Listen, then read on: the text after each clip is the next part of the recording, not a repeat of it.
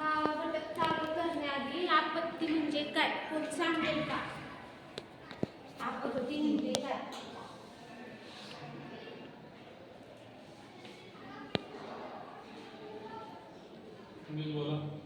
अचानक आलेली विपदा.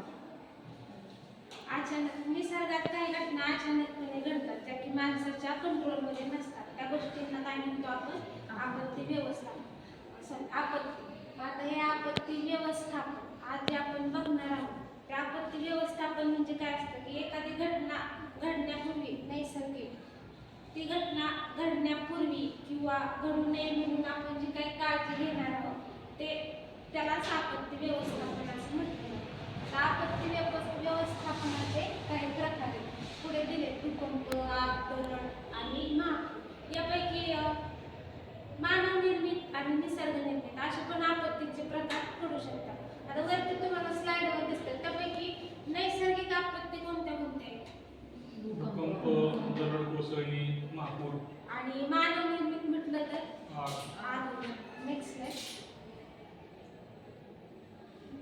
आता इथंच त्या आपत्ती ज्या मानवनिर्मित किंवा निसर्गनिर्मित असतील त्यांची चित्र दाखवले. पहिलं चित्र कशा दिसते स्लाइडवरती? मानवनिर्मित आहे की निसर्गनिर्मित? पुढचा आहे नेक्स्ट खाली दरड कोसळणे आणि पुढे नेक्स्ट स्लाइड. आता पहिलं जे निसर्गनिर्मित आपत्ती आहे भूकंप. तर ते भूकंप होतो कशामुळे आणि त्याचे आपल्या मानवी जीवनात परिणाम काय होतात त्याचा एक चार्ट दिलेला आहे. त्यामध्ये पहिला पॉईंट आहे ज्वालामुखींचा उद्रेक. पहिला आहे भूकंप म्हणजे काय तुम्ही सांगू? भूकंप कशाला म्हणतात? भूकंपाची व्याख्या असेल तुम्ही विचारताय ना भूकंपाची कारणे परिणाम त्या आपत्ती तेच दिले ना कारण भूकंप होतो कशा व्याख्या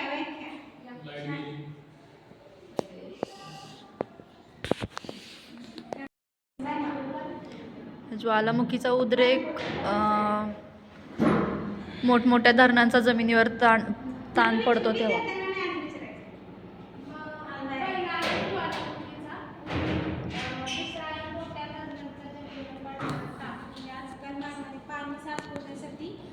मोठमोठी धरणे बांधलेली आहेत त्याचा जमिनीवर खूप मोठ्या प्रमाणात लोड होतो आणि त्यामुळे पण भूकंप होऊ शकतो. पुढे आहे खाणकाम.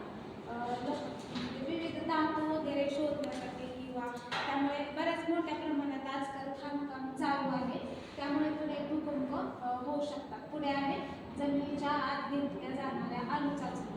म्हणजे वैज्ञानिक लोक शास्त्रज्ञ हे जे आहेत ते विविध एक्सपेरिमेंट करण्याआधी ज्या काही चाचण्या घेतात त्या चाचण्या घेण्यासाठी ते जमिनीच्या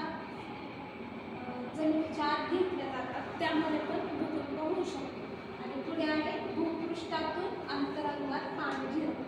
म्हणजे जे जमिनीत पाणी मुरतं ते पाण्याचं जमिनीतल्या ज्या काही उष्णता असते त्यामुळे त्याची वाफ होते आणि ती वाफ जमिनीचा जो काही कमकुवत पृष्ठभाग असतो तिथून ती वाफ बाहेर येण्याचा प्रयत्न करते त्यामुळे पण भूकंप होतात. पुढे असे जर भूकंप झाले तर त्याचे परिणाम काय काय असतात तर पहिला आहे मनुष्यासह वन्यजीव व पाळीव प्राण्यांचे जीवित आणि मनुष्याला पण कोणाची घरे उद्ध्वस्त वगैरे असे प्राण्यांचं पण शारीरिक पण इजा होऊ शकते.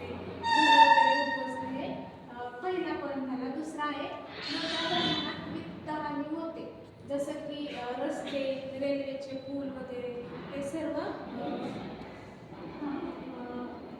या सर्वांचं काही मोठ्या प्रमाणात नुकसान होते. पुढे आहे जैवविविधतेनुसार विविधतेचे नुकसान होऊन परिसंस्था धोक्यात येते.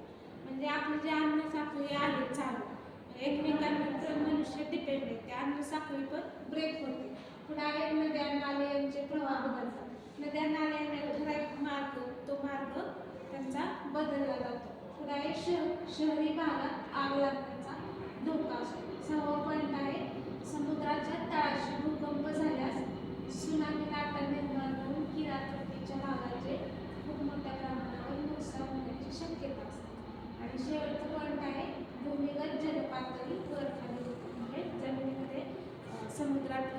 लाटांची निर्मिती होऊन त्यामुळे पण नुकसान होऊ शकतं. आता हे जर काही भूकंप झाला तर हा भूकंप झाल्यानंतर व्यवस्थापन म्हणजे भूकंप झाल्यानंतर आपण त्याचं व्यवस्थापन कसं करू शकतो.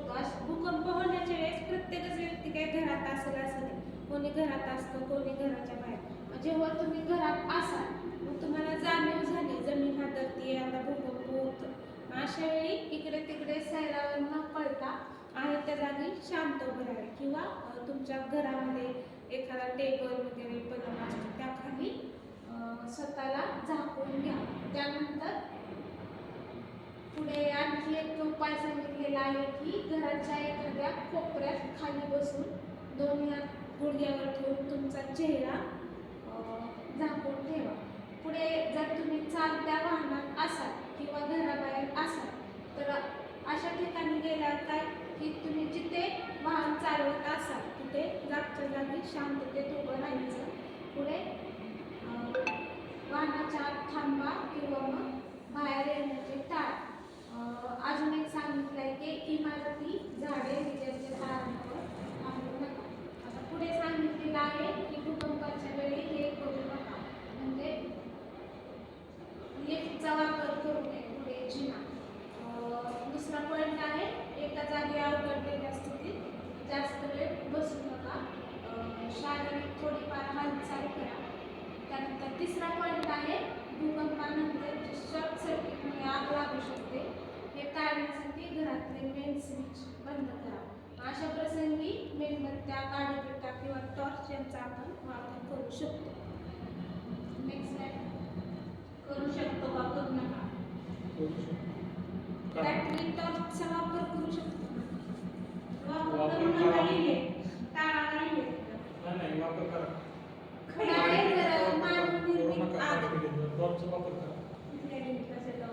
काड्यापेटी यांचा करू नका आणि बॅटरी किंवा टॉर्चचा वापर करा. पुढे आहे आग. जर आग ही निसर्गनिर्मित किंवा मानवनिर्मित पण असू शकते, पण जर मानवाकडून लागली आग तर अशा आगीचं व्यवस्थापन करण्यासाठी पुढे काही पद्धती दिलेल्या आहेत. त्यामध्ये थंड करणे. मग सगळ्यात सोपा उपाय काय आहे आग लागल्यानंतर तर त्यावर पाणी टाकून ती विझवणे.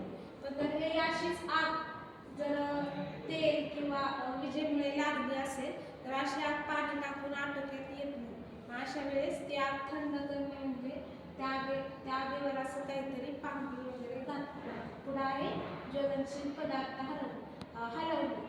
अशा वेळेस आग लागलेल्या ठिकाणी आणखीन काही ज्वलनशील पदार्थ असते की ज्यामुळे आग आणखी जास्त वाढू शकते, ते पदार्थ दूर करायचे. पुढे हेच आग जी लागते त्या आग लागू नये म्हणून आपण काय काळजी घेतली पाहिजे किंवा लागल्यानंतर त्याचं व्यवस्थापन कसं करायचं.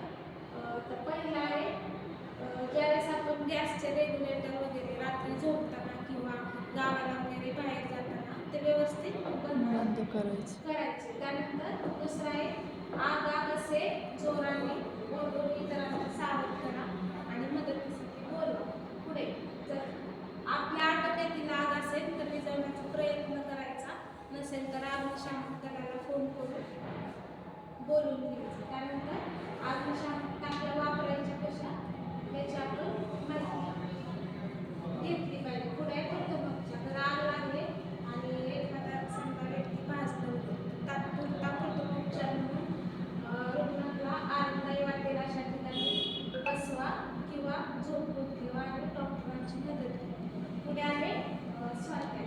समजा तुमच्या जवळपास अचानक अशी एखादी आपत्ती आग लागली किंवा भूकंप अशी आपत्ती घडली तर तुमची भूमिका काय असेल म्हणजे तुम्ही त्या आगीचं व्यवस्थापन कसं कराल किंवा आगीमध्ये सापडलेले कोण व्यक्ती असतील त्यांना त्यातून वाचवणार कसं याबद्दल